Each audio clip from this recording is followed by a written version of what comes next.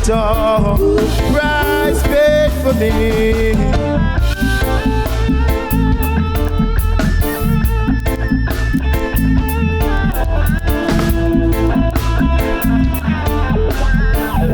Price paid for me.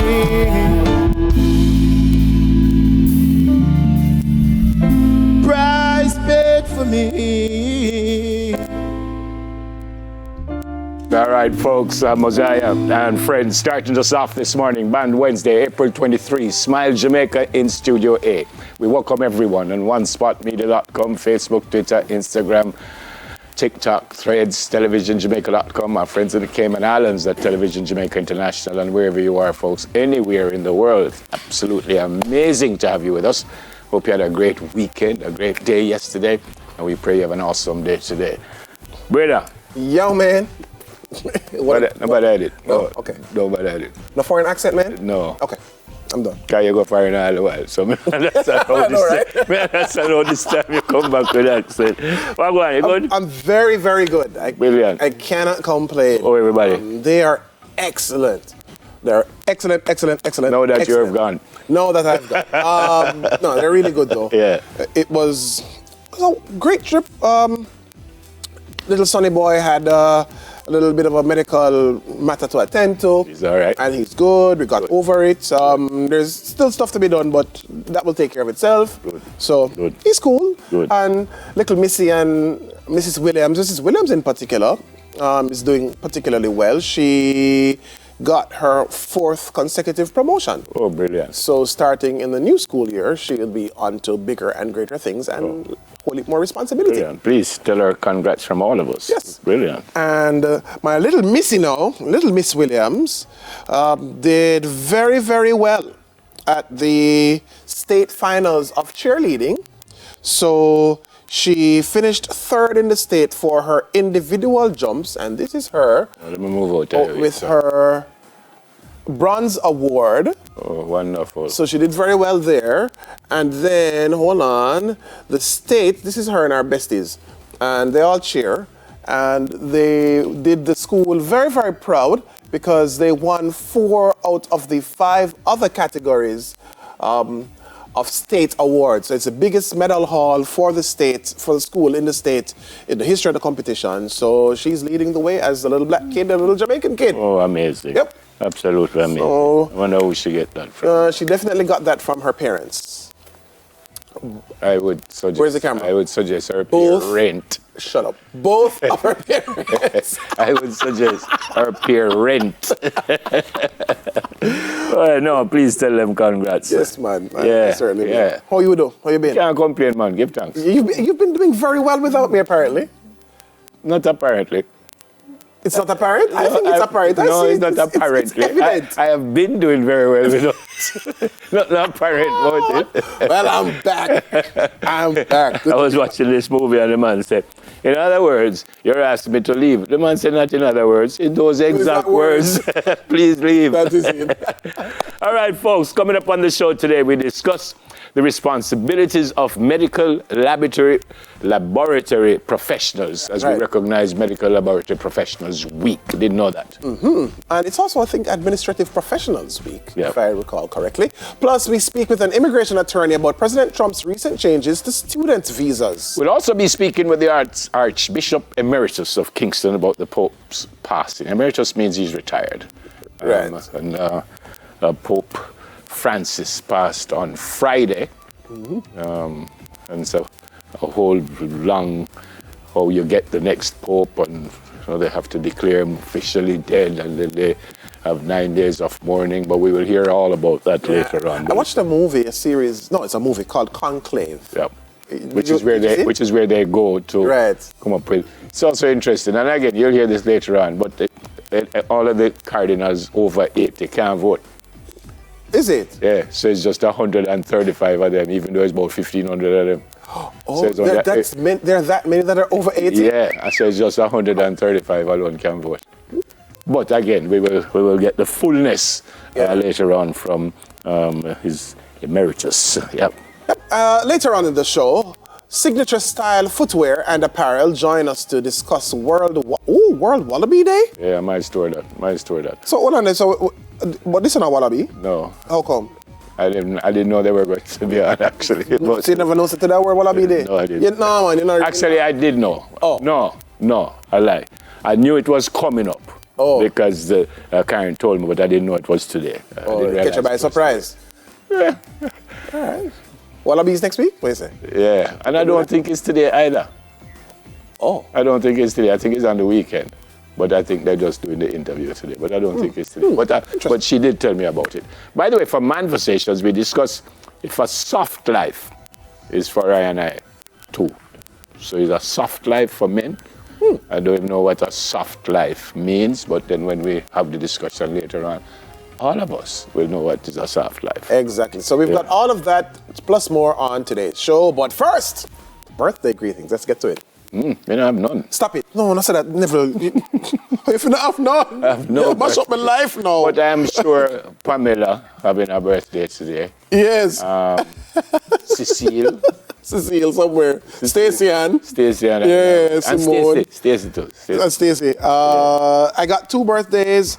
Farquharson. Where is Natalie Farquharson? Because her little son, my adopted nephew, Romario Super Duper Brown, celebrated his 10th birthday. When was that? Monday.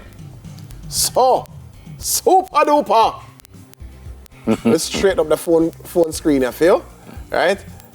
Belated birthday greetings, my nephew. Your mom loves you endlessly and decided to send this picture of you because she just want to make the whole world, the whole of Jamaica know say she love you. And we wish for you all the very best. Your birthday is now in double digits. You're getting up to be a big boy now. Pick up yourself from Mario. Cool. Yeah. And the another one is for a gorgeous young lady from the heart of Jamaica.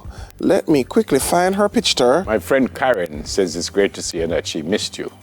Is it? But she's no longer my friend after that. And Karen. So I go, yeah, Karen. You lose one, you get one. And Karen done. Happy birthday to Chanel.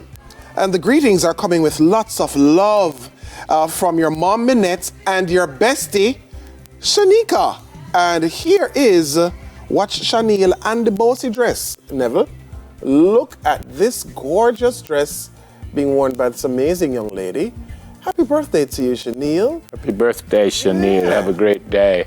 Have a wonderful, wonderful one. Many happy returns. And I don't have a photo of him in this phone, but the head of treasury at JMMB, Kwame Brooks, celebrates his birthday today. So big up yourself, my boss. Kwame, my son's name is Kwame, That's one right. of my sons. From all of us at Block X, happy birthday. Here's some other folks having a birthday today. Enjoy.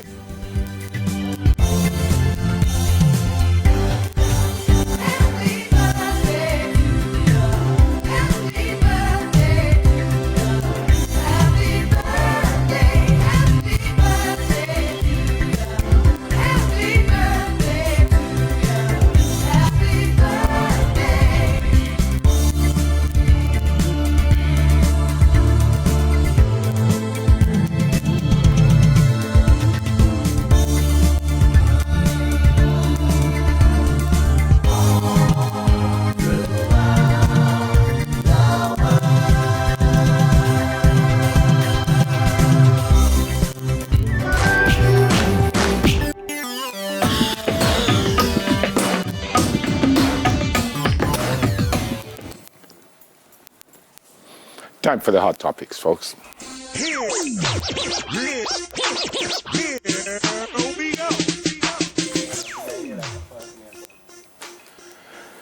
So female reggae icon Rita Marley and the executive chairman of Sanders Resorts International, Mr. Adam Stewart, had a list of 8 persons to be honored at this year's Jamaica Independence Gala to be held in New York.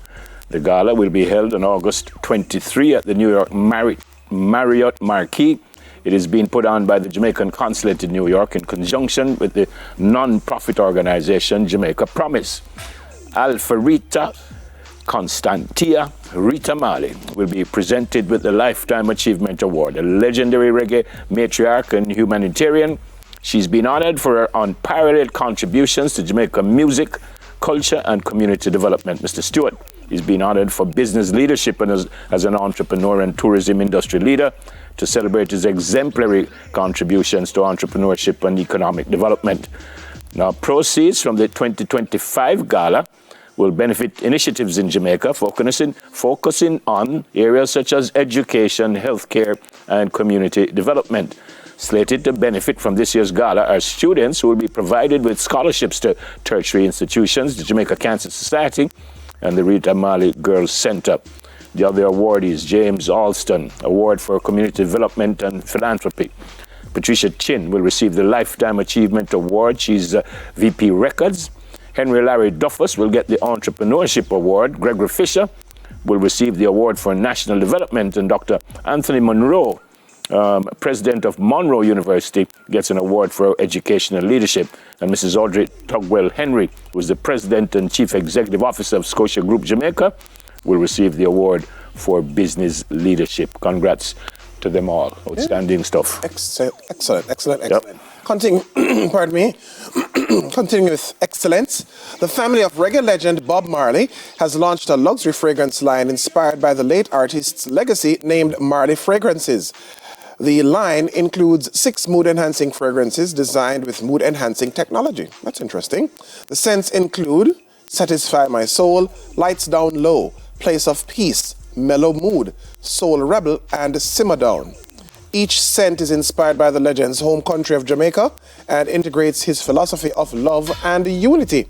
Marley Fragrances was created in partnership with IMH Fragrance, an American company with a presence online and in more than 2,200 retailers across North America. Global licensing director at IMH Perfume shared that this collection, quote, "This collection exemplifies a thoughtful product line extension where cultural heritage meets luxury fragrance in a way that enhances both brands. We can't wait to share these incredible fragrances with the world." Now, on a matter of pricing, the fragrances are available on marleyfragrance.com for $140 each. There's also an offering of 2 discovery sets for $380. Good stuff. So the International Monetary Fund, as we move on, the revised growth projection for the United States and a downward forecast for the global economy in 2025. It has reinforced predictions that small development states, including Jamaica, could face increased pressure this year owing to the trade war between the 2 largest economies, China and the United States. In its latest forecast, the IMF adjusted its growth projection for the global economy from 3.3% to 2.8% this year. Now, the fund indicates that the U.S. economic growth will come in just at 1.8% this year, down sharply from its previous forecast of 2.7%. Economist Keenan Faulkner says Jamaica's particular case is especially pertinent because most of the country's external sector is tied to the United States. He argued that the downward adjustment in the U.S. economy is likely to have implications for tourism receipts and remittances, as the U.S. is Jamaica's largest source market. The fiscal policy paper indicates that Jamaica's growth forecasts are expected to moderate around 1%, plus the medium term of financial year 2025-2026 to financial year 2028-2029. Faulkner suggested that Jamaica's growth projections might have to be revisited because that forecast would have been made in light of the recovery from Hurricane Beryl. All right, as we move on, different discipline and further afield, it's in track and field athletics, because World Athletics says National Track and Field Federation executive boards must be at least 40% female in 4 years. That's by 2029. I'm reading a quote from World Athletics President Sebastian Cole, who said, "We know challenges remain in getting more female coaches, referees, and administrators into athletics, but we are committed to equality and opportunity to drive lasting change across the athletics community worldwide." The governing body published further details of its 3-year gender leadership strategy yesterday, having achieved gender parity on its ruling council in 2023. That's interesting. He added, this is Cole now. Cole, pardon me. Did I say Cole? Cole. Sebastian Cole.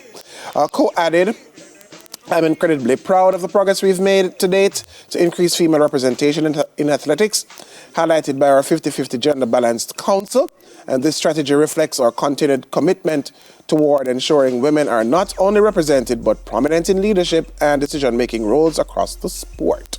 Well, they say must be at least 40% by 2029. What if you don't have females who are interested in those positions? I do suppose efforts to do that, because he was making that kind of concession to say it is a because challenge.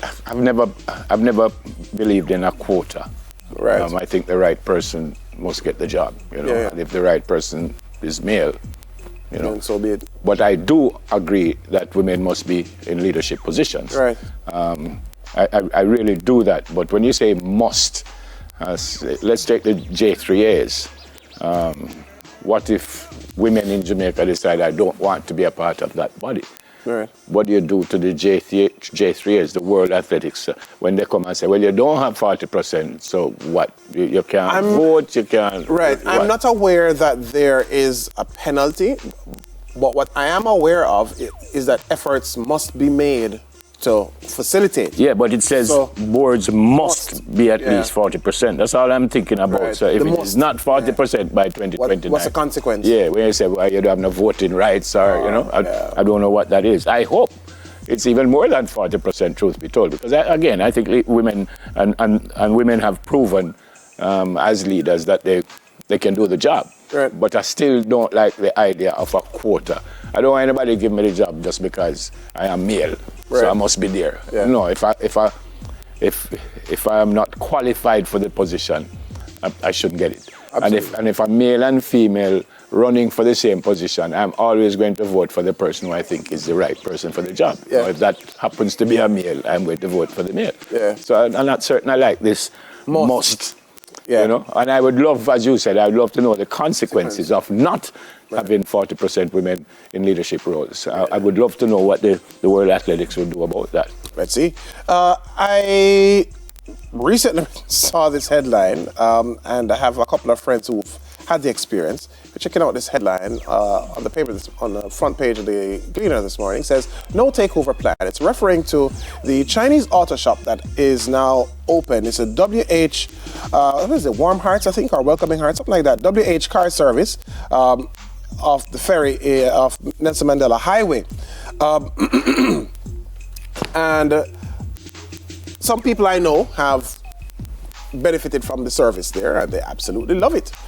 And it has put a number of mechanics on standby, I suppose. Now, I think this is the kind of swift kick up the rear end that a lot of our tradesmen need, right? Why? Because if you ask just generally, mechanic, plumber, carpenter, tiler, mason, you name it, right? For you to have a dependable one where say you can always call and they will turn up on time, give you a good job at a fair price, right? Without dig out your eyeball, it's rare. It's very rare, right? And I think because my assumption is that them take it for granted, them take the people for granted. You understand? So, you really have no hold up a plumber, you have no hold up a carpenter, so you know some kind of tech where you get. The kind of broad brush, though. The kind of broad brush, because I'm sorry that you have. No, I'm not saying that they don't exist. I'm just saying this type of initiative is what should prompt them to being sharper and delivering a higher quality of dependable service. Like, for real. Yeah. I hear you, but I still think you're doing a broad brush. Okay. I agree with you that we need great service, but I think you have people out there who are doing that. Yeah, no, I'm not saying them don't exist in a level. What I said is they're rare. Them few and far between. May I tell you? Like, all right, so the house we have now, right? But that would mean that you did a little survey with all of these people to know that. No, it's anecdotal, clearly. I mean, there's nothing scientific behind what I'm saying, but I do suppose I see people share good reviews about tradesmen online, particularly, right? But for every good review I see, probably 2 or 3 not so good review. Where really and truly what they just need is a simple things to fix in a level. Simple things to fix, like answering your phone, returning a call, and if somebody says, ask you a question directly, hey, what time can you get here to address this issue? And you say 10 o'clock. Then please, sir, please, ma'am, 10 o'clock turn up now, 10:15, right. like a phone call. By the way, I did say I never have no birthday, but I lied. because I do have one. General Soldier. Her name is Cherise Price, and today is her birthday, and it's coming from your family and your friend Cherise. Hope you have an awesome day today, and many, many happy returns. So because you're so special, I just deliberately wait till now. I don't want to put you in everybody's birthday, because you're special. Have a great day today. Blessings. All right, we're going to go. Well, that's it for the hot topics. That's right.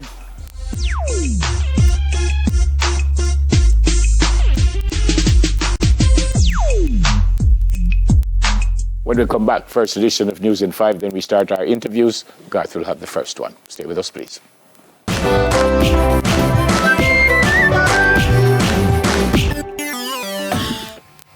Good morning. I'm Shamela Pullen with News in 5 for Wednesday, April 23. Special welcome to our viewers on TVJ International in the Cayman Islands and online at onespotmedia.com. The police have arrested Orlando Grant, also known as Glasses, in connection with multiple shootings, including a 2022 triple murder in Grants Pen. He was taken into custody during a Monday operation at a primary school on Red Hills Road. A firearm and ammunition were seized. He was apprehended a Glock 19 pistol along with 2 magazines and 50 rounds of ammunition were seized from him. The arrest of Grant is significant for the St. Andrew North Division and by extension the JCF because he is a person of interest in several crimes that were committed. The government is still finalizing how to use selected lands to make housing more affordable for average Jamaicans. Prime Minister Andrew Holness said he directed agencies 2 years ago to find suitable government lands for housing.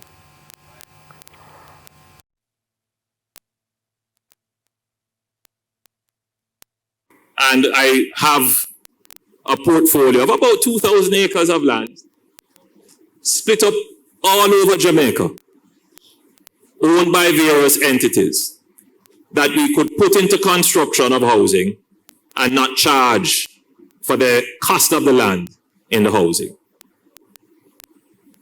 It is an idea that we are still reflecting on because the question would be the equity issue.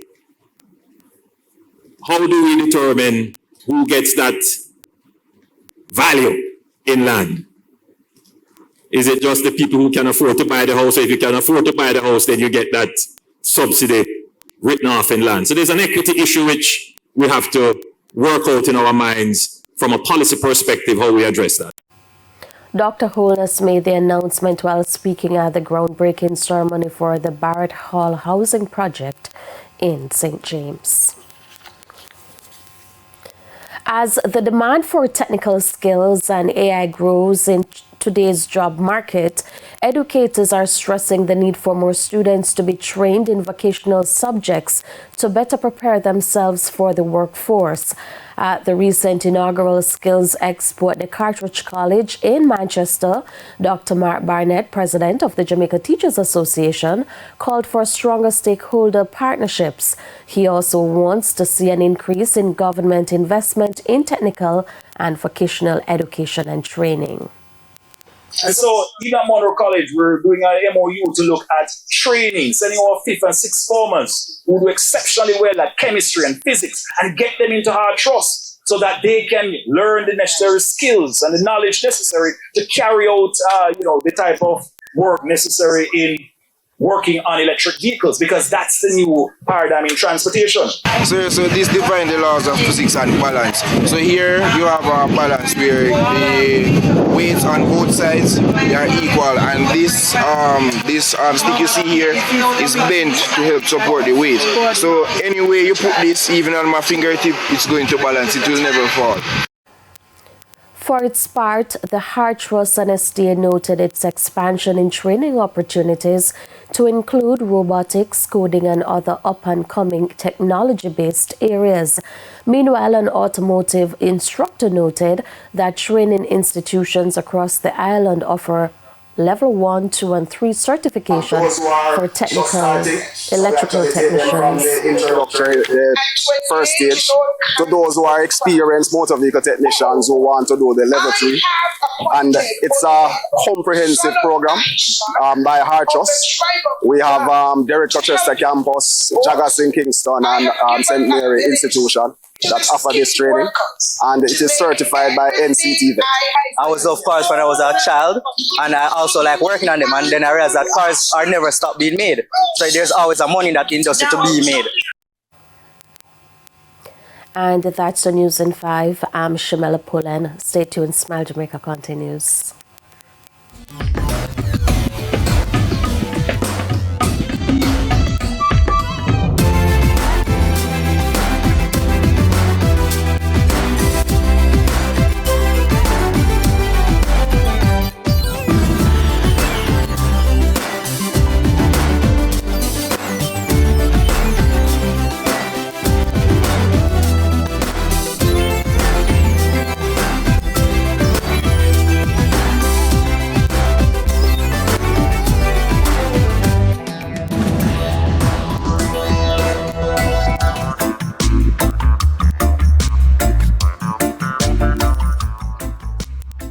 Good stuff. They work behind the scenes, but their impact on healthcare is front and center.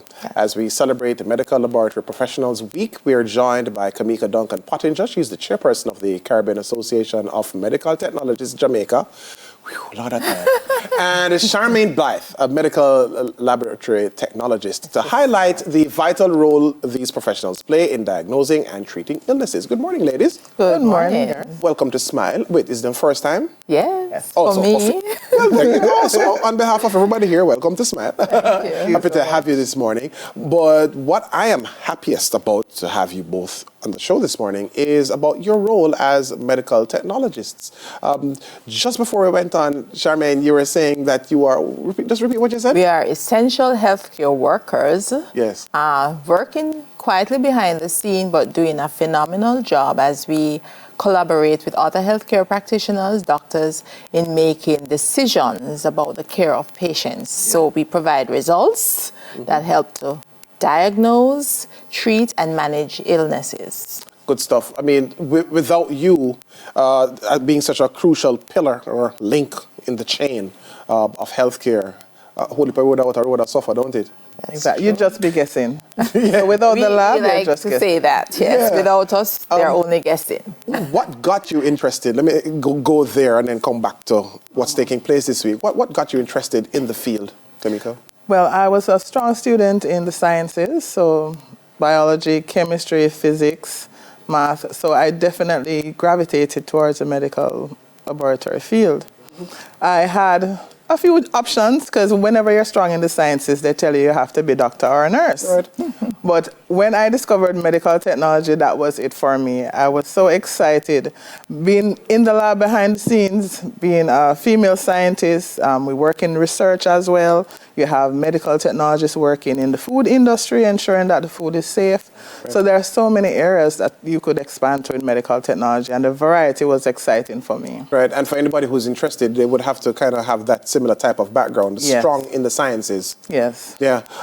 You know, for you, Charmaine, when you think about what we just said, doctors, nurses, pharmacists, other people who tend to get the glory, so to speak. What drew you to medical technology? Well, like Kamika, I was interested I actually wanted to become a doctor. Mm-hmm. But I am from a poor background, could not afford to.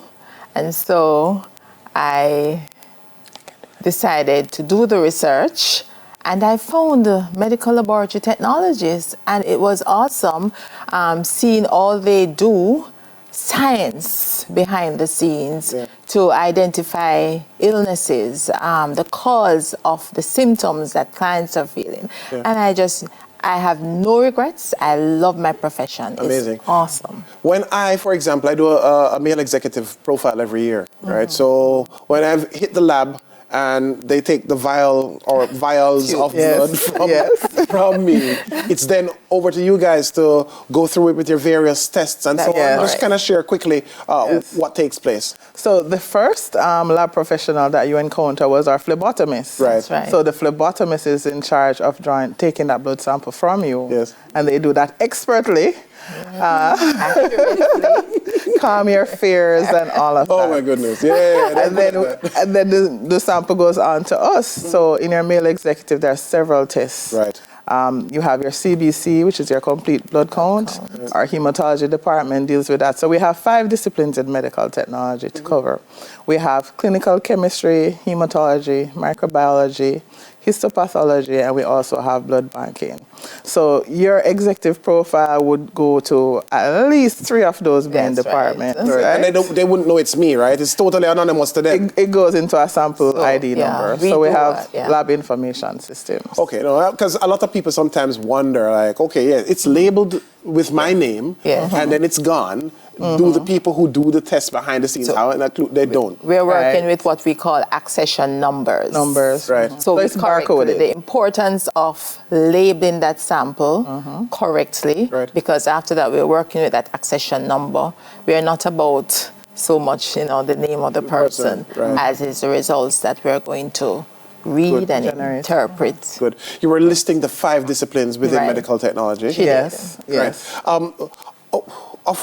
Which is of the greatest, appeal, interest, impact to the average person who's watching, like, all right, this is how we feel you in our, whether day-to-day life or in the instance when we have reason to inquire about our health?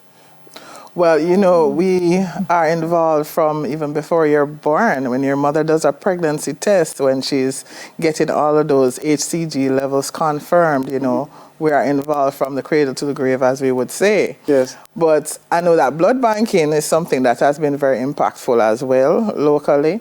And it's mostly because they provide the blood products whenever there's an accident or an injury or persons are doing surgery and in need of blood transfusion. So this is an area that most persons are familiar with. Right. And of course, you mentioned your male executive, which covers the hematology and clinical chemistry section. You might have a urine culture that's also requested, and that would cover microbiology. Gotcha. Now, for Medical Lab Professionals Week, what are the big activities? We're halfway through the week, so just give us what's on for today through to Saturday. Okay. All right. So we have continuing education seminars today, and those are provided by CASMET. We have Dr. Crombie, who will be on, Lorenzo Crombie. We have Mr. Johan White, who is from the Ministry of Health and Wellness. He'll be talking about surveillance. We have additional activities this week, blood drive as well. I'll let Charmaine mention that from Amy. Sure, get right into it, yeah. All right, so since 2019, the Andrews Memorial Hospital has been putting on an annual blood drive. We do this because we are aware of the shortages of blood. The inventory is usually very low, but it is such an essential item in healthcare. And so we decided as laboratory professionals to contribute this way. Okay. And so each year we have that blood drive. This year it will be tomorrow, Thursday, from 9 a.m. to 2 p.m. at the Andrews Memorial Seventh-day Adventist Church. We invite everyone who is interested in saving lives. 1 unit can save 3 lives and make a difference. That life may be you, a member of your team, a family member. Very important. I participate in a couple of blood drives. Awesome. You just need to ensure that you're rest up and relax. And eat properly. And eat properly before you come in. So I'm looking forward to seeing you at Andrews tomorrow. Yes. I don't reach the point yet where I can do a second one for the year. 3 months. Right. That's, so that's all right. For sure. Invite your team members. Yep. Yeah. Absolutely. Absolutely. Anything else to note before we head on out this morning? Sure. We have other recognition activities that are happening. We have the Medical Associates Lab that are recognizing their lab professionals. We have Biomedical Caledonia Lab that is also recognizing their lab professionals. Shout out to Biomedical, that's right. If I may add to that, there is a small group we call the BOMB team at the Andrews Memorial Hospital. I just want to say, guys, your commitment and dedication to service is just awesome. And without you, healthcare would not be what it is. So continue to do what you do. And without your particular discipline, healthcare would not be what it is. We thank you so much for being with us this morning, ladies. Yeah, well, thank you so Kamika much. Duncan Pottinger, chairperson of the Caribbean Association of Medical Technologists Jamaica, CASMET, and Charmaine Blythe, medical laboratory technologist. After this, we've got the fun stop. Don't move, stay with us and smile.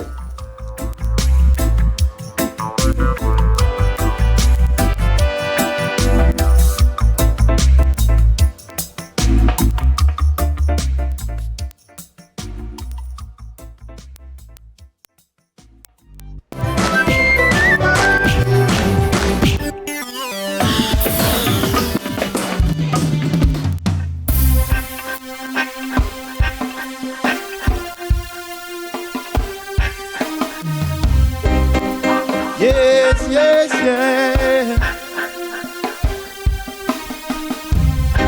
Got you at the crossroad. Yeah, yeah.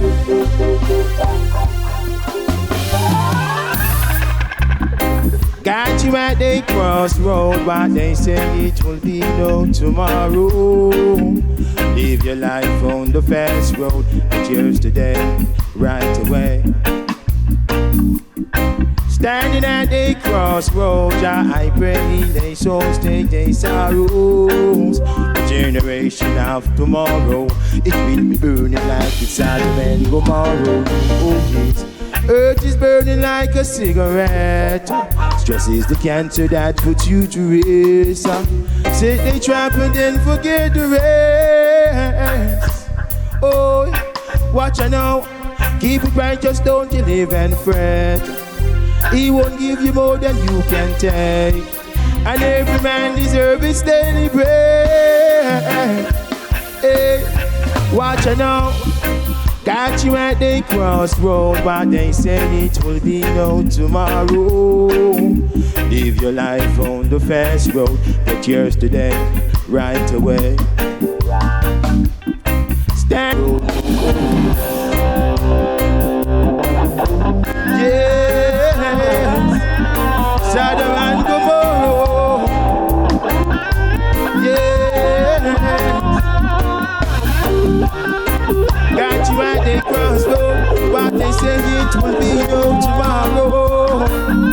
Live your life on this fast road, get yours today, right away, right away. Got you at the crossroad, but they say it will be no tomorrow. Live your life on the fast road, get yours today, right away, right away. Standing at the crossroad, in Jah I pray they souls, and please take their sorrows. Yes.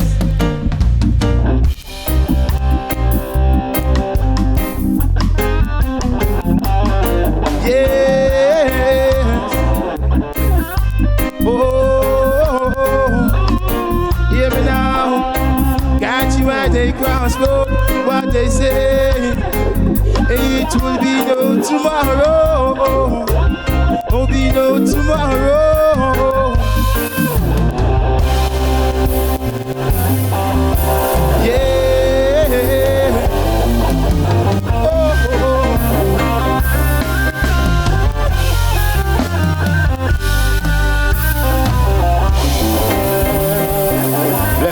Bless the love, give thanks and praise.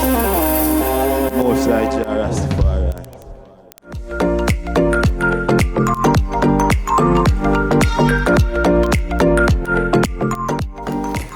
All right, Mosiah and the friends. Hey, then, buddy, no?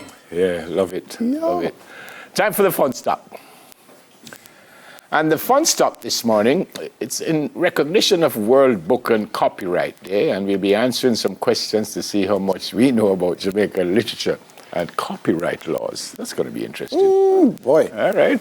You know, I could go, no? I wasn't ready. Yeah, I could go. Go for the first one. Let's go. What does it say? What does the first one say? Where is? Well, who wrote the Jamaican novel Brother Man? Claude McKay, Roger Mays, Olive Sr., and Lorna Goodison. Yeah. I'm going to go with Claude McKay. I am going to go with Lorna Goodison. Let's see. Roger All May. right. We both knew that. We just didn't want. Ah, you never have to make so much noise at that thing. Yeah, all I right. know that buzzer. Them have one love. Come again. All right, so we're doing a little quiz. We're down one love, by the way. So it's World Copyright Day, World Book and Copyright Day. So we're down one love, but I think we won't come back and tidy. I'm going to conquer them, man. So it says, which of these is a common copyright rule? Right. You can copy any book if it's for school. No. Nope. You must always give credit to the original creator. Copyright only applies to music, and a book is only copyrighted if it's over 20 years old. I say B. Ding! 1-1. You're there. 1-1. Equalizer that in a nevs. I'm still in the first half. All right, let's go. Okay. So next one. Go. Which Jamaican cultural icon wrote the poem Colonization in Reverse? Mervyn Morris, Lorna Goodison, Olive Sr. We must get this. Uganda. D. Louise Bennett Cloverley. We are in front 2-1. All right. We are in front 2-1. The greatest comeback in sports history. Well, we did only down one love still. How long does copyright last after the death of the author in Jamaica? 10, 85, 95, or 70 years? How long does copyright last after the death of the author in Jamaica? May I go with BRC, you know? Pick one of them two there, because it have to be a long thing. I'm guessing. So you say 85 or 95? I'm tempted to go with 85. Let me go with... Hey, I said make me go with 70. Yeah. Ooh, so it's 95 then. What's with the vibe? Why does the X sound so, anyway, so strong? Them tie up the game is too hard. Yeah, but it's a BRC still in us. What is the real name of the poet known as Mutabaruka Alan Hope? Yeah, we're never gonna further. 3-2. Just like that. Look, can't go around me. 3-2.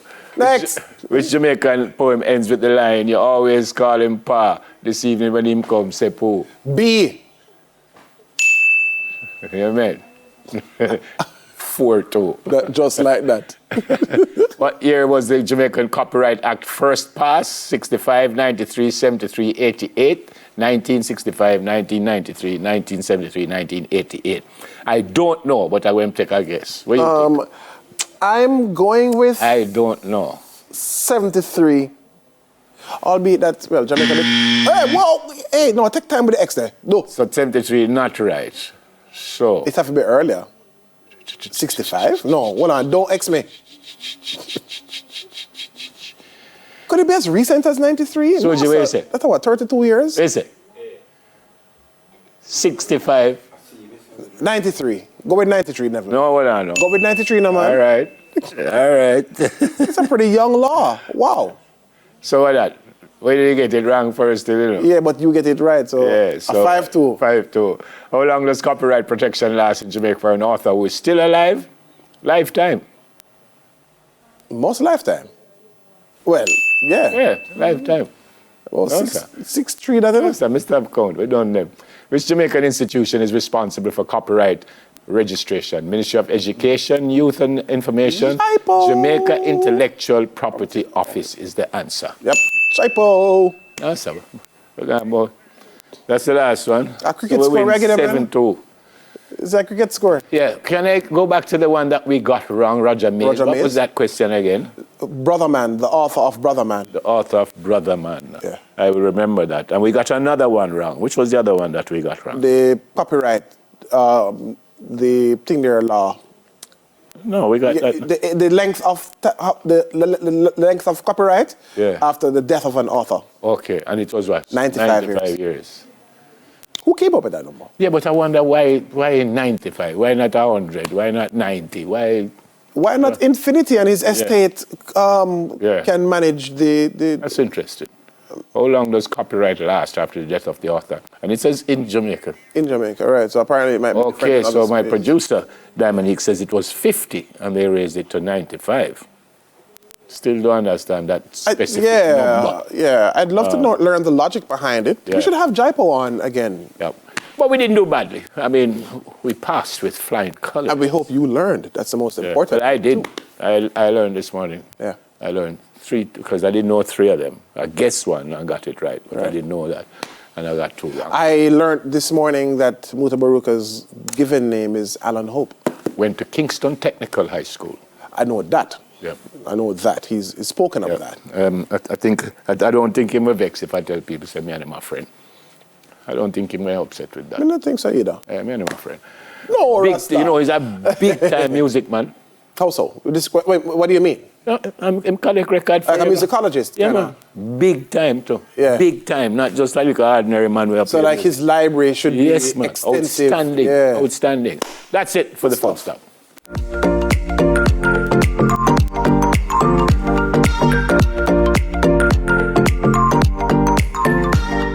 When we come back, folks, we'll be discussing President Trump's visa changes to international students. This can be scary for students. Soon come.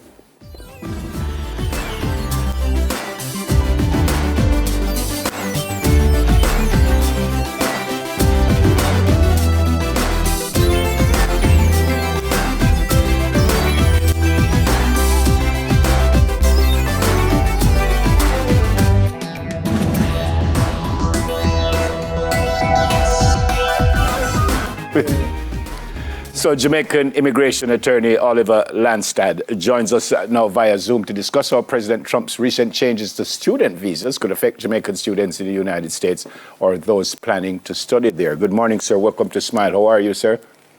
Good morning to you, gentlemen. I'm good. Thanks for asking. I am privileged to be a football coach for student athletes, and we have thank goodness, sent off a number of students to the United States on football scholarships. So now I'm a little nervous. Give us the big picture before we get specific to what might or might not happen, sir. Well, the big picture is that traditionally in the past, the United States liberally granted student visas to foreign students to come to the US. And it was a very beneficial circumstance for the universities and the US. The universities, of course, get to charge foreign students higher tuition fees, and so they were making a nice profit. And the United States got the benefit of many students coming to the US, experiencing American culture, enjoying American lifestyle, and then returning to their native countries and speaking highly of the US. So it was a political benefit to the US. It was, I would say, a public relations bonanza. More recently, because of the policy of, I guess you would call America First, there seems to be a significant change in the view of the US government towards student visas, the issuance of student visas, and most importantly, the sudden revocation of those student visas. And it's most unfortunate. It's creating a very unsettled environment, and the schools are unhappy, the students are unhappy, and I think ultimately even the American public may become unhappy with this. So a student in his final year, so he'd have gone 2 or 3 years or however long his course of study is, are you suggesting, well, not you, but is the suggestion that they might not be able to finish and get their degree? Can that happen? It can happen, but it only would happen under certain circumstances. What is happening is there seems to be heightened scrutiny by the Department of Homeland Security and Department of State regarding student visas. So what you should know is that there's a system called the Student and Exchange Visitor Information System, which is a database controlled by the Department of Homeland Security.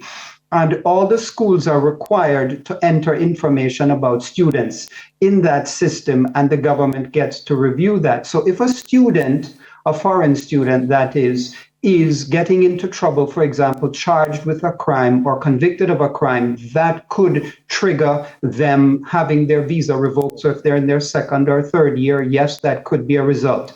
what is more ominous, because I think most students don't get into criminal problems, what is more ominous is the administration has been using it for means to revoke student visas for political activity. And that creates a constitutional clash. And I think that is going to end up in the courts. Now, the schools have already indicated and expressed their discontent. About 150 of them have written to the president, and they're very concerned because although they're not exact statistics, best estimates are that so far under the current Trump administration, between 1,000 and 2,000 student visas have been revoked.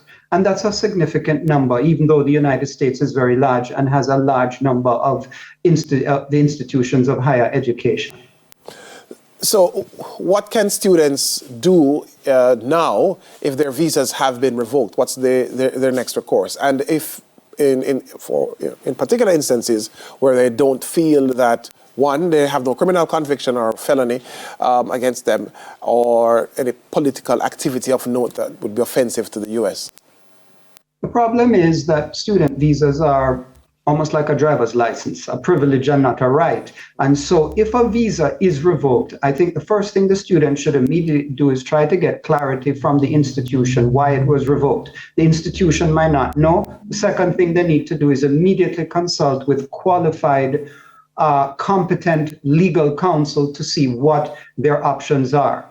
Truth be told, there are not a lot of options. If the visa is revoked, then it's revoked for reasons such as either criminal or political activity, then you pretty much have to leave right away. If it's revoked for other reasons, there may or may not be a possibility to get it reinstated or some kind of remedy. For example, if a student failed to register properly, or maybe they engaged in employment and they thought they were employment authorized. But if it's revoked for criminal reasons or political activity, honestly, the students are in worries. Yeah. The latter point about political activity, you mentioned earlier about some of these revocations breaching or violating the U.S. Constitution. Can you break down how, like, for example, freedom of speech and similar expressions come into play? Does it not apply to foreign students studying in the U.S.? Glad you asked that. So, if I may just take a quick moment, the U.S. Constitution, First Amendment, very clear. It's brief, I will read it. Congress shall make no law respecting an establishment of religion or prohibiting the free exercise thereof or abridging the freedom of speech or of the press or the right of the people peaceably to assemble and to petition the government for a redress of grievances. That constitutional protection applies to foreign students. So if students are engaging in reasonable political activity and they are not doing anything that harms the national security interest of the US, they are permitted to do it. So if they're having their student visas revoked for simple political activity, that's, I believe, a clear violation of the Constitution. And I think it sets up a clash with the current administration and the courts. Students are afforded, I want to be clear, are afforded those rights that the Constitution says, and more particularly the First Amendment to the U.S. Constitution. You've covered a lot, Mr. Landstad. What about student athletes coming for the first time to the United States? As I said, we do have one from St. George's College who was awarded a full scholarship to one of the universities there. And I know you've said almost everything already, but is there, or if there is a concern, what would the concern be? And not just for athletes, by the way. Yeah. Okay, so what I would suggest students who are have student visas and are coming, first of all, confirm with the institution that everything is in good order, proper registration with the SEVIS system. They have their visa issued at the consular post, number one. Number two, and I think while it is probably common sense, but nevertheless, number two, I would advise the students to be very careful in what political activity they engage in. They pretty much just focus on studying, or in this particular case, athletics, football, track, whatever the case may be. Third, make sure under no circumstances you get charged with a crime or convicted. I want to be clear, the administration is taking a hardline approach. If you are charged with a crime, not convicted, charged, and they detect it, they will revoke the visa. Now, that's questionable that they should do that. But the problem is if you get charged and then you get your visa revoked, you're in serious worries. So that would be my advice to an intending student coming to the US on scholarship or as a foreign student to attend school. Yep. I want to go back to a question that Garth asked, and you replied, obviously, about what the students can do if they feel hard done by. Can they win these cases again if they're not involved in anything and they're not, wanted for anything and they weren't doing anything against the United States? Can they win these cases, really? Honestly, it's difficult, but I think if the student truly did not get charged for a crime, did not get convicted, no political activism or anything of any nature like that, they should try to seek legal remedy. But the problem again is the visa is a privilege and not a right. And therefore the government, the US government has extremely broad guidelines to deny it. For example, very similar though, although is, for example, the B1, B2 visa, somebody going to the embassy trying to apply for a visitor visa and being told denied. And they simply will be told, well, for example, we just have reason to believe that we think you might not come back. I mean, it's problematic, but I think they should, because some of those students are not on scholarship. So therefore it's their hard-earned money or their family's hard-earned money. And now if they're kicked out of school or their visa is revoked in the middle of a semester or term and they have to return home, they've lost the school fees, they've lost other expenses they've paid. And it's not only a significant economic impact, but it is also a significant emotional impact. It is quite traumatic to be told from one day to the next, listen, your visa has been revoked, you have to leave. The final question, sir. Are you available to help any of these students should they want to reach out to you? Sure, definitely. I've had a couple of consultations with some students, and it's certainly a hot topic right now. So for we, the immigration lawyers, it is important. And yes, I'm available to speak to the students and counsel them accordingly. Thanks for speaking with us, sir. Blessings to you and your family. Thank you so much. It's our pleasure. That's Jamaican immigration attorney Oliver Langstadt. After the break, we discuss what will happen since the passing of the Pope Francis.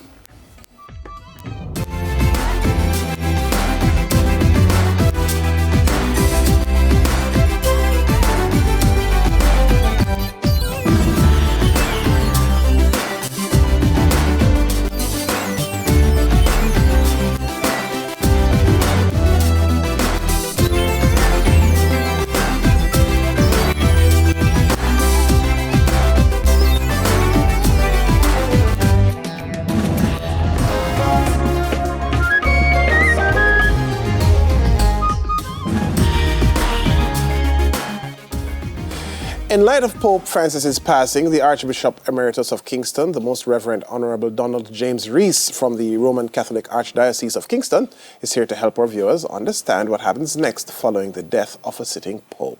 Morning, Your Grace. Good morning. How are you, sir? Fine, thank you. A pleasure being here. It is a pleasure to have you, sir.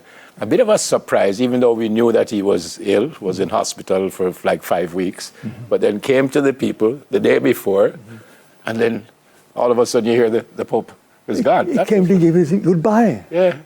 As it were. Almost like he knew what was going to happen. Yeah, very much. Were you surprised when you heard, sir? I was. Every day I was praying for him to be able to recover fully, because the people love him.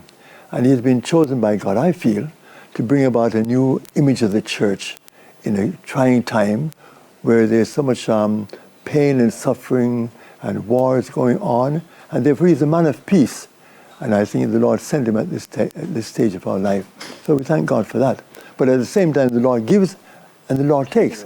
Blessed be the name of the Lord. Yeah. I feel that way. When you reflect on his time as Pope, what strikes you as two or maybe three of his key achievements? Because it did speak to changing the image of the church. And first of all, I think you have a Pope who brought the understanding in the minds of many people, the image of the Pope, being very straightforward and very formal. He's a very humble man, very joyful man, a man who is simple. And, you know, when he was in Argentina, he'd take the bus to go from one place to another. And so from that time, this simplicity showed the kind of man that he was. Yep. And he's a man of the people. Accessible. Very accessible, very much so. See? And so therefore, it's a message to all of us, not only church leaders, not only the next pope to come, but to all leaders of the world, for them to realize that when you achieve a power, that power is for good. That power does not make you put you aside from people, but rather it causes you to be of service to the people. And to embrace them more, yeah? Exactly. See? He'll be buried on Saturday, Your Grace. What happens after that? Yeah. Well, there'll be 9 days of mourning. And after the 9 days of... So the 9 days hasn't started yet? No, after the funeral. Okay. It will be done. And after that, then... And of course, he will be buried, by the way, not in St. Peter's Basilica, which is a very... a departure, again, from the ordinary. First pope in 100 years, apparently. Yeah. So he'll be buried in St. Mary Major, the oldest and largest basilica named after Our Lady, built after 431 AD. Oh, that was his wish, by the way? That was his wish. He had great devotion to Mary, and his name is Mario. Mario is his second name, huh? So we thank God for his being a man who is chosen to go to break the caste that is there, to say he wants to go to a simple place, not where there's pomp and ceremony, but rather a simple place, St. Mary Major. Yep. So after the 9 days of mourning, then what? Then you have the conclave. The Carmelengo, that's the cardinal who is in charge of things for, pro tem.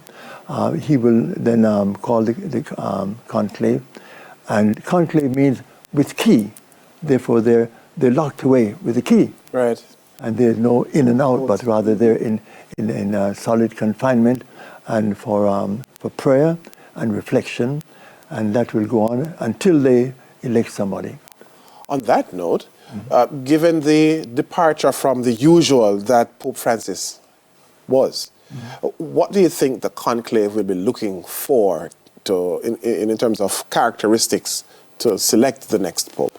One would think that they would want to see a continuation of the trend that Francis has set. In other words, one of service to the people, be open to what's going on, to know the situation of the world, and to try and see how best the church can navigate through the currents of the world, in today's world, and still proclaim the gospel. Yep. We're almost out of time, Your Grace. Why the cardinals over 80 can't vote for a pope? Because there are only 135, and I think there are like 1,500 cardinals or something like that. Why? I think they want to really have somebody who will last a long time. See, because some of the voters, some are 90, like myself. How long can I go? And so therefore they want someone who will be able to carry on the work of the papacy for a little while. I think that's probably why. Yeah. You know who might get it? Any ideas who might get it? Well, the front runners, Tagle. So there are four on screen now. From the Philippines, fantastic, huh? And then there's one from Africa, and that is Turkson. Yeah. A very personable man, very good man. Okay. We have to go to news, sir. Great to see you, Your Grace. My pleasure. Thanks for coming, sir. The Archbishop Emeritus of Kingston, the Most Reverend, the Honorable Donald James Rees. Second edition of News in 5, right now.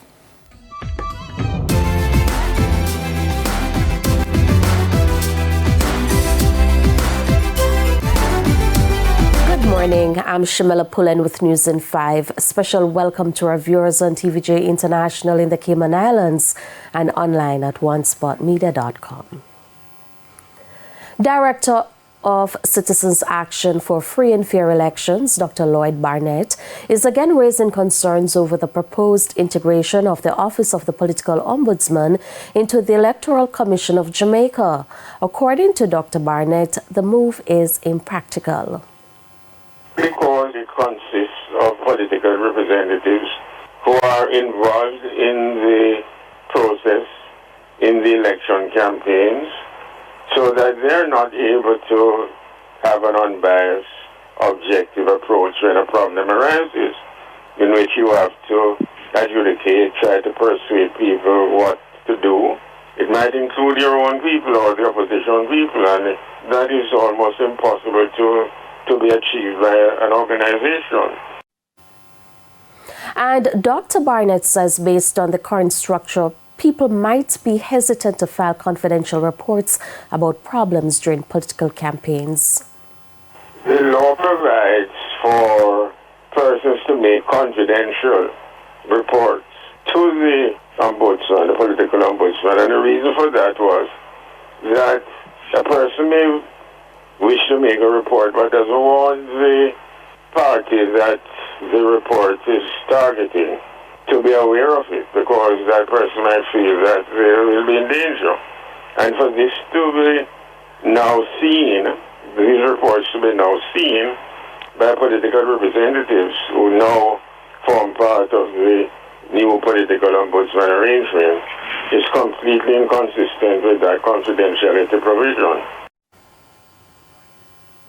The government is still finalizing how to use selected lands to make housing more affordable for average Jamaicans. Prime Minister Andrew Holness said he directed agencies 2 years ago to find suitable government lands for housing. And I have a portfolio of about 2,000 acres of land split up all over Jamaica, owned by various entities, that we could put into construction of housing and not charge for the cost of the land in the housing. It is an idea that we are still reflecting on, because the question would be the equity issue. How do we determine who gets that value in land? Is it just the people who can afford to buy the house? If you can afford to buy the house, then you get that subsidy written off in land. So there's an equity issue which we have to work out in our minds from a policy perspective, how we address that. Dr. Holness made the announcement while speaking at the groundbreaking ceremony for the Barrett Hall housing project in St. James. News overseas, members of the public are now allowed to pay their respects to the late Pope Francis. The Pope passed away on Easter Monday at the age of 88 from a stroke and heart failure. More from the CNN. Pope Francis' coffin has arrived here at St. Peter's Basilica and is now lying in state inside. Cardinals have already paid their respects, and members of the public are now being allowed to enter to visit Francis' coffin. Bells tolled slowly as the coffin entered the Basilica at 9:30 a.m. local time, while mourners in the piazza outside broke into applause. Wednesday's procession began with Francis' body being moved from the chapel of the Casa Santa Marta residence, where he lived during his papacy. The coffin traveled through Piazza Santa Marta and the Piazza dei Protomartiri Romani, passing through the Arch of the Bells and into St. Peter's Square before entering St. Peter's Basilica through the central door. Before the procession began, Camerlengo Kevin Farrell, the Irish-American cardinal tasked with arranging the papal funeral and conclave, held a brief service in the chapel of Casa Santa Marta with a short antiphon or chant of hope. Let us thank the Lord for countless gifts that he bestowed on the Christian people through his servant Pope Francis, the Camerlengo said in prayer. The Camerlengo also presided over a service known as the Liturgy of the Word that will allow attendees to pay their respects to the late Pope. At the conclusion of the service, the public will be able to pay their respects to the Pope, whose body will lie in state here at St. Peter's Basilica for 3 days. And that's the news in 5. I'm Shamila Pullen. Join us again for the midday news. On behalf of the entire team, have a wonderful day. Stay tuned for more Smile Jamaica with Neville and Garth. King, you was born as a Nubian queen. Love not lost in this world of sin. Oh, girl, banana, banana. Feel you in my arms when I hold you. Acting on my words, let me show you. Speak your mind words, the bind of the focus. Fight love, I burn you, no colo. Naturalize the beauty when you wake up. Absolutely no spots. Remade for me. Tell you what I need, give me your touch. Sure as I can feel every sweet love. You're the magnet to my steel. Baby, tell me what's the deal. Rasta, keep it real. I'm just singing how I feel. Oh, baby, tell me what's the deal. Girl, I am caught between your eyes. Love you, my baby. Do you love me tonight? Why you have to focus? No need to fight. Rasta, love you, baby. Love you, baby. Love you, baby. Love you, baby. Love you, baby. Love you, baby. Love you, baby.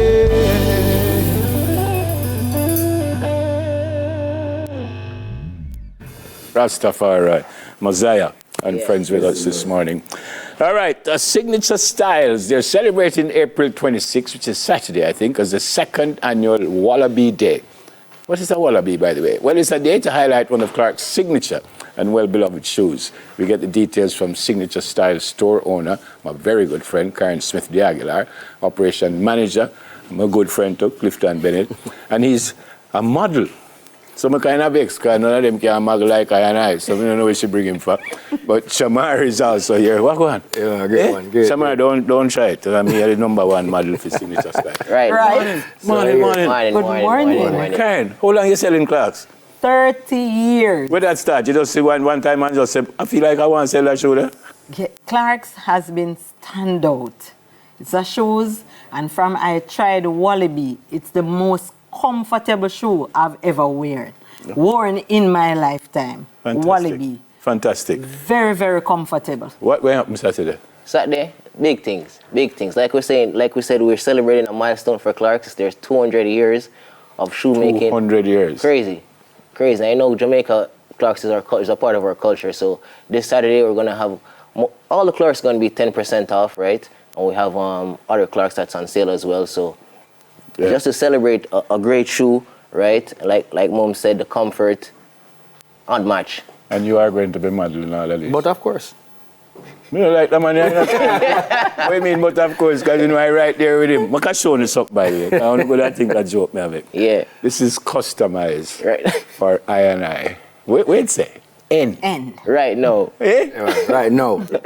No. Never. Never let me. Boy, you have so many different colors, so many different designs.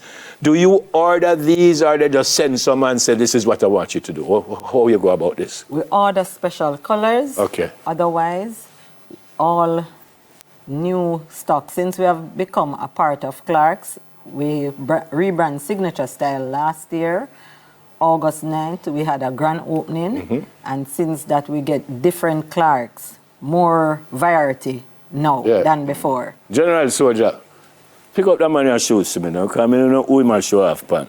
I like this one. This one is the popcorn. Yeah, man, the unruly. The unruly one. Yeah, man. Super nice. Color blend, super nice. Yeah, so that's Clifton there.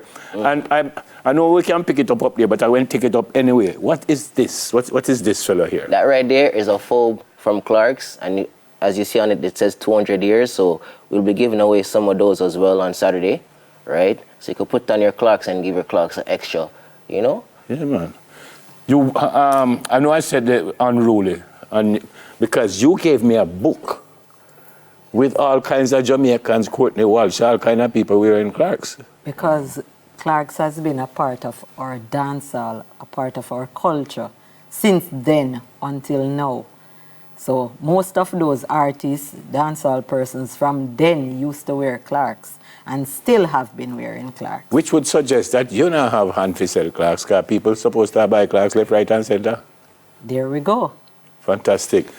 How you get involved, Marsha Mar? How you get involved in all of this? It's a funny story. Karen is one of my clients in my day-to-day practice, and when I found out when we met and I realized that she's so involved in Clarks, she realized that I love Clarks. As a matter of fact, my last name is Clark. And then she realized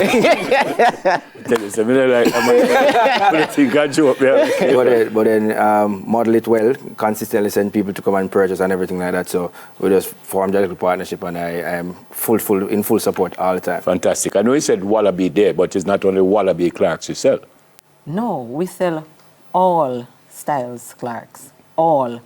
However, they are highlighting Wallabee Day on April 26, 2025, and this is right around the world. And this is the second one you see? This is the second one, Wallabee Day. Yeah.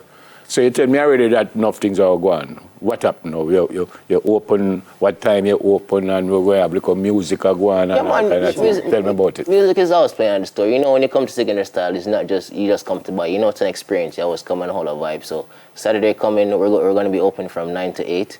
Right, so you can come by 9 in the morning till 8 in the evening. Right, and who knows, maybe we'll go a little later, you know, depending on the vibe. Go on to the plaza. Exactly, so. You brought also some, what I will call accessories here. Well, it's not really accessories because you them clean the clocks. Exactly, so guys, all this we're saying, it don't make no sense if you not take care of the shoes. Yeah. Right, this right here in my hand is the shoe refresher. This give your shoe, let it have that fresh scent that always like that new scent, right? And we have products to clean it. We have products to clean the cheese, right? The cheese would be the bottom. Yeah, man. That product is actually very new. It came out this year. This fella right here, that right there, not a joke, right? Okay. And we also have the stain and rain repellent. That is very important. So when you know, sometimes when you go outside and you're having fun and you're drinking your liquor, you know, you spray on that before you go outside, and it just make the liquor just. And it is good for all the different colors, because I know this is one of a shine thing, but it's good for all the different colors. Yeah, man, for all colors and all surface clocks, right? Yeah. Karen, where is your store, by the way, please? Shop 18, Central Plaza, 13 Constant Spring Road. Okay. Same plaza as Spencer's Tailor. And that's the only place we can get clocks from you? Yes. Oh, fantastic. All right. What else you want to tell us? Why am I like all of them, you know? Right now, guys, the Wallabees, like we said, this right here, this is a special edition they made this year. And see on the tag it says 200-year anniversary. So they made this is called the Wallabee raffle, right? So you see it have a knit material full of colors, super nice, little suede on the top and stuff. Yeah. You know, Karen, you said when you put on clocks, you fell in love with it. What's the ratio of the women and the men? I feel more man buy, or you have a lot of women coming and buy for themselves? Possible 60% male and 40%. So a lot of women buying for themselves? Yes, most of this table right now is female. This one is the male, and this one is the female. Okay. There's a difference. Put up the toilet. When you guys come in, you know. So this is male. Yes. And this is from a girlfriend. Yes, exactly. Okay. His and hers. Yeah. What about behind you there now? Behind us here. Yeah. Tell me what you have on that table. We have a few stuff for children. So we have Wallabees there. So remember, guys, not just Wallabee Day for the adults. Remember the youths. Those are the kids one we're looking at there. Exactly. Right there. And we have a bunch of other colors for youths as well. Yeah. Clive have him and Clive go like I'm on the place. Now listen to him, yes. Yeah. And over here now, come round here, make trouble Clive. Permission. Yeah, we get permission. Trouble Clive. So what about these now? Guys, this right here, this is one of their newer styles too. This is the Wallabee Scout. As you can see, it has the cheese in the middle and a tough sole on the bottom. So this is good for all terrain. No, this is a all-purpose clocks, but at the same time, you come out looking sleek, you know? Yeah. Right? Right here, like Never was talking about this one. Big N on it, because you know I never know him, right? Yeah. This is called the Clocks Wallabee Neighborhood. So this is a special edition as well. Right? Oh, the neighborhood is not Neville, it's the N is neighborhood. I never hear what's your way. You get me? Right? And right here, guys, no, we have this right here, guys, one of our top sellers. This is the Wallabee boot beeswax, right? Yeah. This don't stay in the store, right? All right. So these is a must-have in a collection. All right. Recap quickly. What time, where, when, how much, everything. Tell me quickly now. Saturday? Saturday. What time? April 26 is our Wallabee Day, where we'll have special prize, giveaways, music. Yeah. Come and all our vibes with us and purchase what you need at a discounted price. Wallabee Day, April 26, Saturday coming. Right. And we're open at 9 a.m. to 8 p.m. Right. Shop 18 Central Plaza. Yeah, where Clive don't know, you see, because I'm a boy like him rough. Him not getting nothing. and Shamar today is wearing Come round front, Shamar. beeswax. Or beeswax. Well, anyway, all Clive are going is this is not the color, but he has one like this. Yeah. I think you guys saw me in one like this on Friday. This exact color. Yeah, man. Not this particular one, but Clive kind of have one, so you don't need to give him nothing no more. All right, so go out and support them. Good to see you guys. Signature Style Store owner Karen Smith, Mrs. Karen Smith, the Aguilar Operation Manager Clifton Bennett Shoe. Well, model. But like my wicked boy, Shamar Clark. But I name Clarks too. Well, I name Bell and I wear Clarks. Bell Clark. Right. After the break, Liquor Carnival. Campari Carnival 2025. Them are good for you to call them comfortable. Right now. But soon come. I red, green and gold me in I when me tip in at the senior. In a me diamond socks and me Wallabee clocks and a rush shirt and me mesh marina. I tell you send me in ya where you get elbow. Well, I tell you now, I dem a free and dem a penny me. I just a I listen to see I just sending me. I wicked hard me send enough of them want friend me. You woulda never pass if you try study me. It's right around the corner. And if there's one brand that knows how to bring the vibes for Carnival, it's Campari. Don't just rename Carnival Campari. I think Pavel would like that. And with us this morning is the man with the plan, Pavel Smith. He's the marketing manager for Campari. Good morning, Pavel. Welcome back. It's a pleasure to be here, guys. It's a pleasure to be on TVJ. You know, we're always here. Once is entertainment and vibes, you know, we're here to talk about it. That's right. Your office is right up the road, and literally this is your office too. So happy to have you. Campari has become a major part of Carnival in Jamaica. I almost said Jamaica Carnival, but a big part of Carnival in Jamaica. Why? Why are you so interested? Why is the brand so interested in Carnival? Culture, vibes, entertainment, and even Carnival. I think those names, you know, associate with Campari. Yeah. And over the years, we have sponsored both the Yardmas and Exodus Carnival. Right. And what we want to do is just unite that product of Carnival in Jamaica. And remember, you know, Carnival it's big business, right? I think even last year, over $4+ billion was generated for the economy. So for us, it's supporting entertainment in Jamaica, but also supporting that product of Carnival and how do we export it to the world, which is why we even have this new product for persons who are not necessarily jumping with a band. Let's say you're not jumping with Exodus or Yardmas. We have the Campari Boulevard that we have brought to you over the last 3 years. That's right. That we are bringing back this year again for the non-jumpers during Carnival. Yeah, well, you know, it's so good. I must congratulate the brand for making that decision to be so inclusive, you know, because we all can't, or nor are we all interested in playing mass like that on Road March Day. What's going to be the difference with this year's installation of Campari Boulevard? So what you can expect from Campari Boulevard, non-stop giveaways, right? We have the drink specials as well from Campari.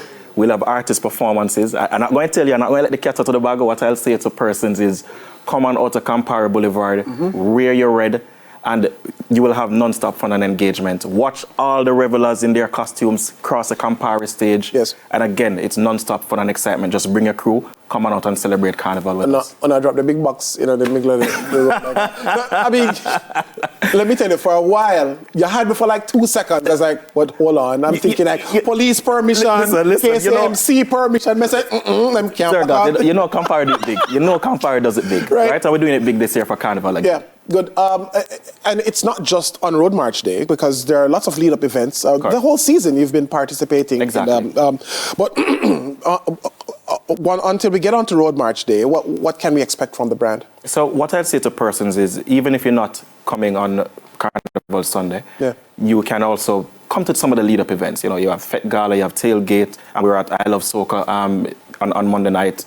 And we have a lot of giveaways in social media for these lead-up events. So all persons have to do, just follow us at Campari Caribbean, and they'll have a chance to win these tickets to these events. Good. And we're not only giving away tickets to the events, we're also giving away full costume packages as well. Which is what I want to get into, because you did hint at lots of giveaways for supporters of the brand, for people coming out generally for carnival-related activities. Get into some specifics. What can they expect? So for females, they can win a full costume package. All right. For males, they can win a t-shirt package. All right. Right? So all they have to do, again, just follow at Campari Caribbean, and they'll see whenever we are doing those giveaways what the activity is for them to do to win these packages. Okay, so we like spot giveaways like on your socials and so on. Yes, exactly. So for tickets, costume giveaways, we even have a Campari kit for Campari Boulevard on Sunday as well. Right? So if persons want to come and enjoy the procession, Campari Boulevard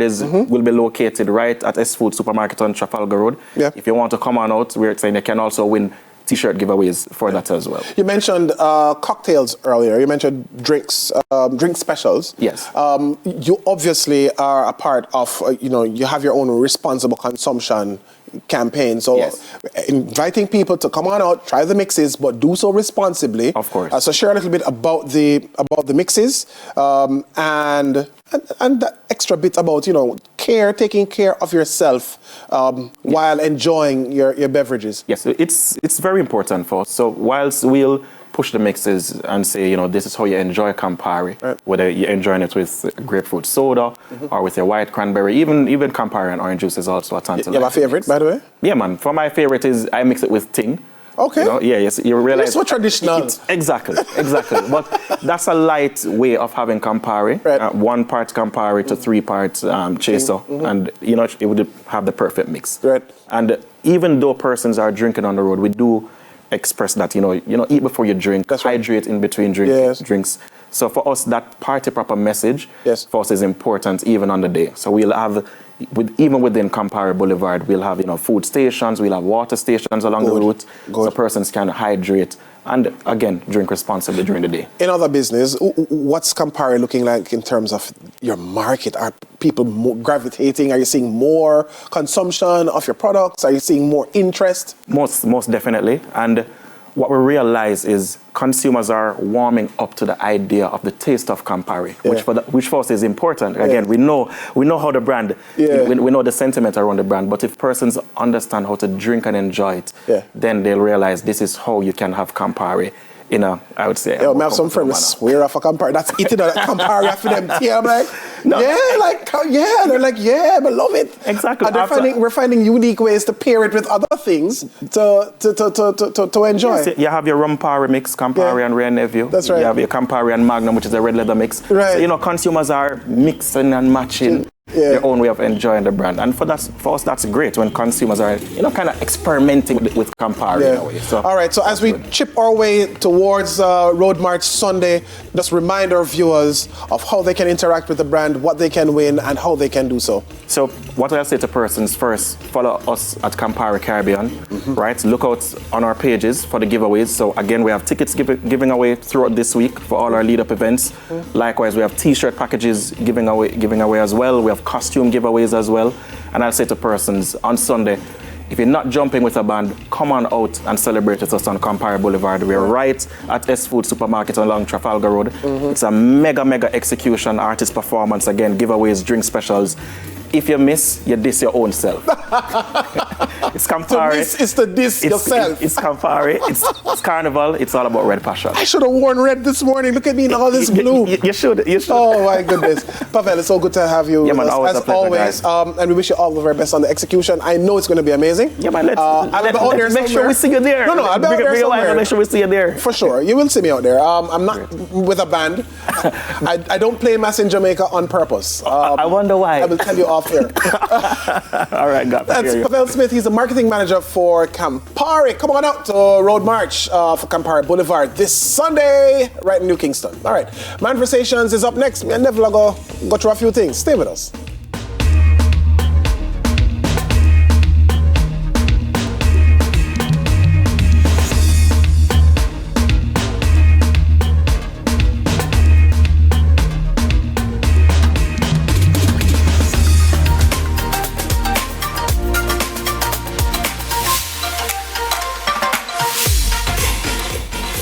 So living a soft life has become a trending lifestyle choice, especially among Gen Z women.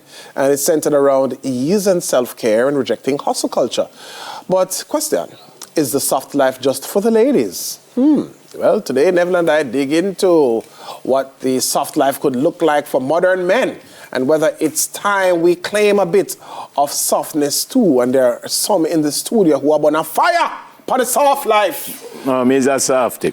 So the soft life for men isn't about being lazy or unambitious. Right. It's about prioritizing peace over pressure, mindfulness over masculinity myths, and well-being over burnout. So in a culture that still glorifies grind and stoicism, choosing softness is a quiet rebellion. Here are 8 ways modern men are redefining what the soft life really means for them. The first one says redefining strength through emotional openness. Some men are beginning to understand that strength isn't just about muscles or silence, it's also about vulnerability. Embracing the soft life for men includes creating spaces to process emotions without fear or judgment. Whether it's talking to a therapist, journaling, or opening up to friends, emotional well-being is becoming a priority. It's not weakness, it's maturity. This shift is helping men form deeper relationships, heal trauma, and show up more authentically in every area of life. Yeah. I call him General Soldier, but I have no sense at all. I hear that. Yeah, but that one here for me important. Yeah. Because enough of we go through a whole heap of things, whether as a child or even grew up as a man, and it's not easy to deal with. And rather than bottle it up and somehow ending up in using negative coping mechanisms, it better at the very least, get some professional attention. Yep. The next one says choosing peace over hustle. Well, I always choose peace. Hold on there. Before we move on to the second one, a video did come out. What's the name of the gentleman? Jay Frey. You have a thing named Toxic Talk. I was talking to a young lady who talked about man for hold up them stress and if you tell them woman when them go through a rough time.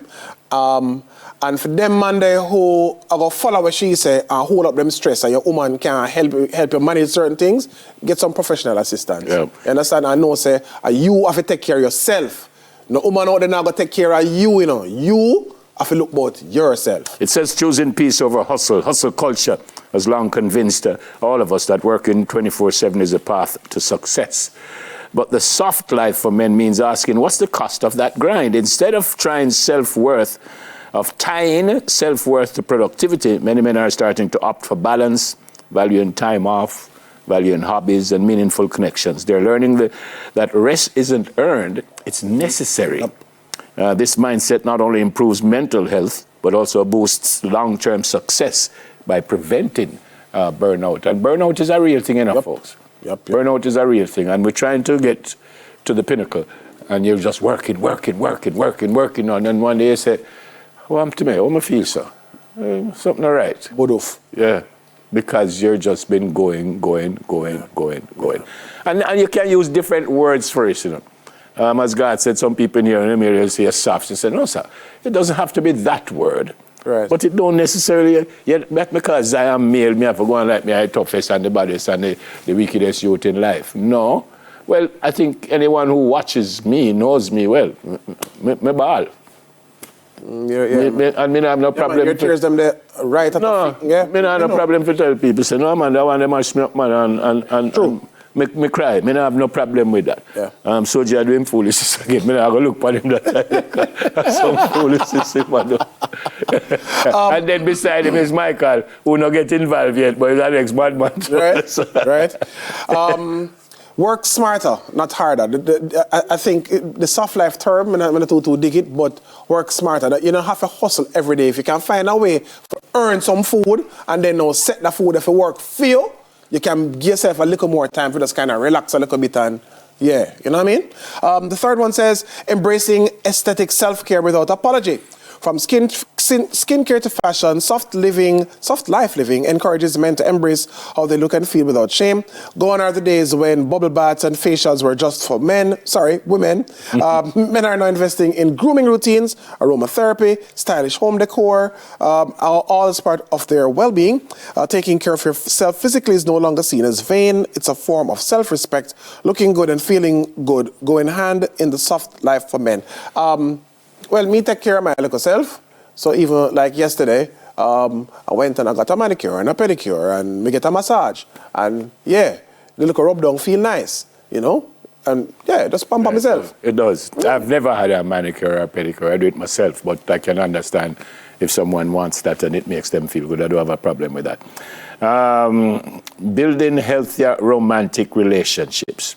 So a major part of living a soft life means refusing to settle for toxic dynamics in love. Hear, hear. Men embracing softness are setting boundaries, communicating clearly, and being intentional about who they give their energy to. They no longer feel the need to play it cool or be emotionally distant. Instead,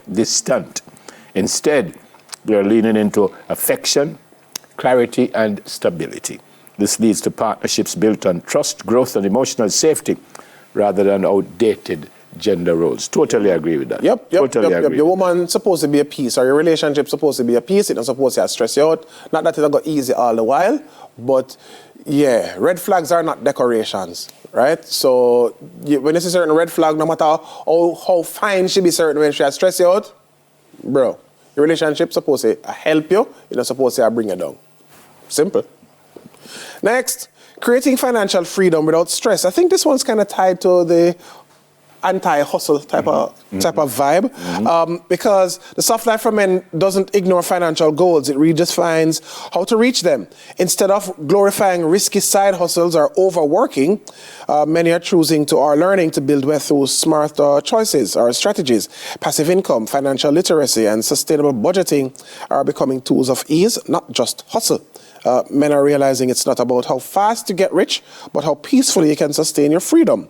And that shift brings more room for joy, rest, and real security. And that's so true. Yeah, and even though all that we have said, in my opinion, hugely important, to me, this one is the hugest of the hugely important one. Them prioritizing mental health as non-negotiable. Yep. Therapy, meditation, and mindfulness are no longer taboo topics in men's circles. The soft life encourages mental health as an essential part of masculinity, not something to be hidden. Men are turning to breath work, apps, support groups, and online resources to better manage stress and anxiety. This growing openness is breaking generational cycles of emotional neglect. It's no longer man up. Well, it could still be man up, but it is show up fully and honestly. So it still could be man up. You need to man up sometimes too. As with your own health, physical health, you don't have, with your mental health, you don't have to shy away from tough situations or challenges. You don't have to wrap it up in a bubble, right? Still face your challenges, take them head on, right? But when you realize, say, something negatively affect your mental health, that's the time to really ensure that you take yourself away from certain situations. All right, cultivating intentional friendships. I'm huge on this. Another often overlooked part of the soft life for men, real friendship. Not just surface level sports talk, but deep, fulfilling conversations and consistent support. Modern men are learning that having a few close, reliable friends beats having a big circle that offers little substance. So that's a good friend better than pocket money, right? This intentional approach to friendships offers emotional grounding and much needed sense of community.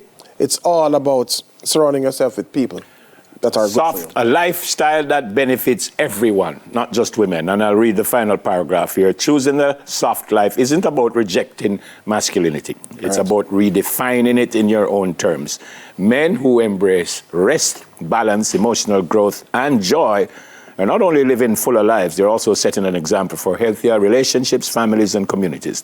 When men drop the pressure to perform and pick up the tools to heal, everyone wins. Softness isn't weakness, it's power wrapped in peace. Beautiful way to end. It is power wrapped in peace. That's it for Conversations. Hey, Tammy.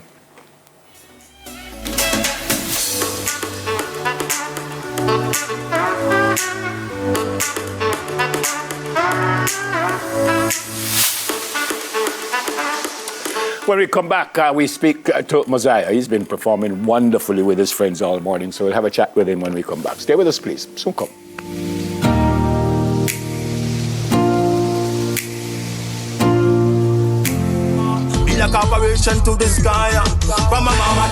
All right, so Mosiah and friends, they've been our musical entertainment all morning.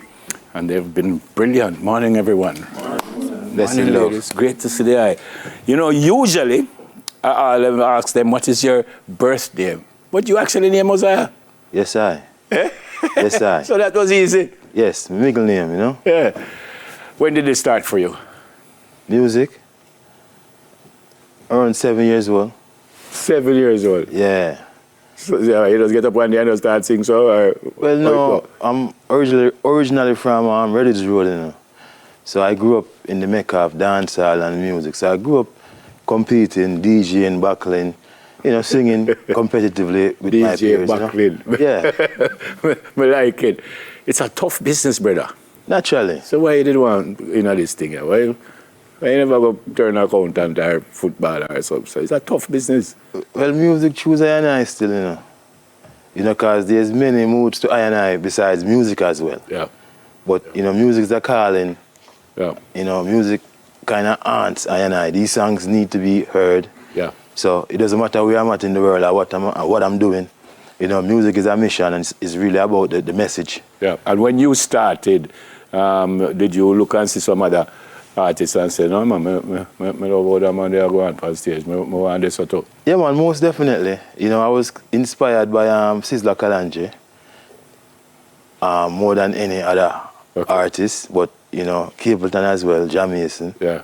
You know, but I think I had an experience in Jonestown. The first time I saw Sizzla perform, you know, it was like, me and my friends, we was kind of paused in the same spot. The whole night, we couldn't even move. Yeah. Was there any time along the journey that you say, you know, so me can't bother this guy, this guy not too hard? Any time along the journey you said that? No, because the songs, you see, when I'm in the mirror, you know, these songs is me. So the difficulties is a part of it, but the power of the music kind of surpassed the struggle. So you write your own stuff. And where that come from? Is you just get up one man and say, I'm going to write a song, or you come to the studio and you see something and say, you want to write something about Ray. Well, it depends on the vibe. For me, I kind of take music from the environment, and music kind of come to me like an inspiration. So I can just be vibing, and the song just kind of come, based upon how my mind is. It's kind of easy for you? Natural, it's natural. Yeah. What's next? You have an album, you have an EP. What's next for Mosiah? Yeah, we're working on an EP, you know. So we have around 7 other songs, kind of mix and master, you know, following up, I would say within the next 2 or 3 months. Oh, great. You know, we have 2 or 3 visuals already completed within that project as well. Yeah. Great. Right. It's a question I ask every single artist I interview on this show here. I'm soon time to stop asking. If I didn't hear you, and I asked you what kind of style you had, what would you say? Well, my style would be more roots reggae. You know, can get radical, but definitely message music, you know. Where else can we hear you? Well, we have an event coming up on the 26th, which is at... Saturday? Yeah, which is Saturday. Where? At Kingston Reggae Garden, which is up in Stone Hill. Okay. Right, it's going to be acoustic, similar settings, but more of up close and personal type of setting. This Saturday? Yes. All right. We're going for a break, or that's it? Nope, that's it for the show. Thank you all so very much for watching. I'll be here tomorrow with Delia, and we highlight a newly released children's coloring book from author Malika Peart. She joins us for our off-the-shelf segment, and health inclusivity. How are medical practitioners communicating with the deaf patients? That happens in 10 minutes to your health.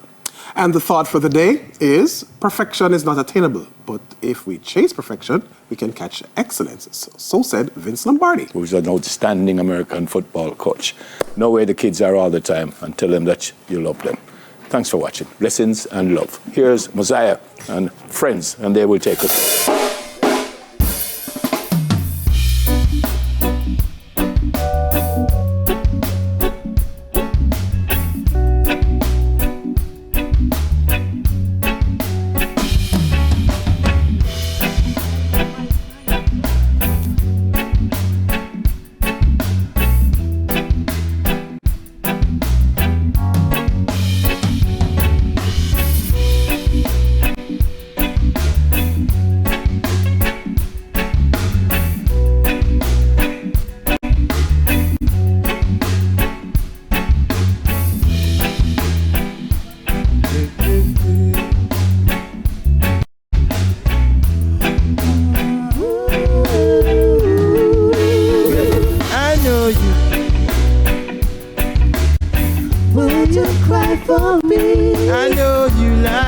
for love, yes. Would you die for me? I've seen the roses dry and die, withers from the tree, fear of being lonely, girl.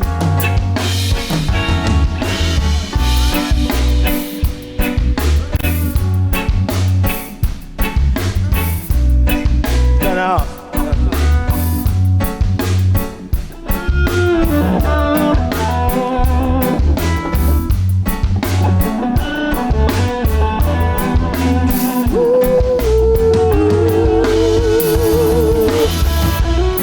I don't need an enemy, love, from now until then. Oh, sometimes we have a great start, devastating end. Oh, forever lasts for nothing, love. No, not even friends. No, true love lasts forever, love. Yes, no thanks, no pretend.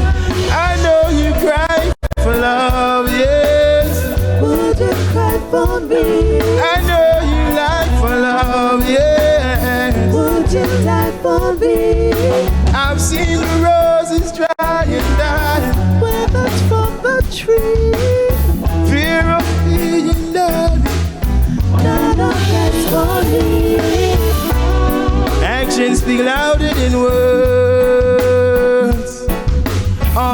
All you need, all you deserve, girl. Yes, yes. I know where I want to be, where love brings harmony. Love is never wanna be. Just a few questions, baby, please. I know you cry for love, yeah. Would you cry for me? I know you like for love, yeah. Would you die for me?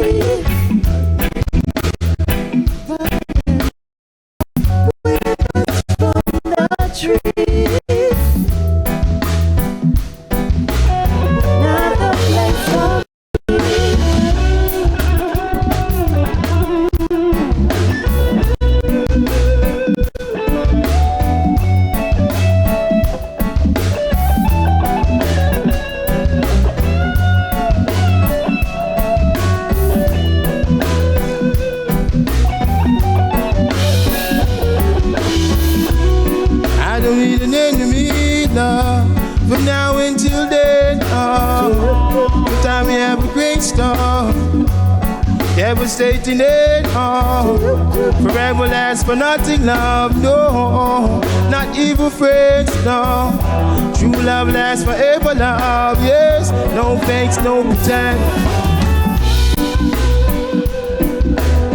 Would you cry for me?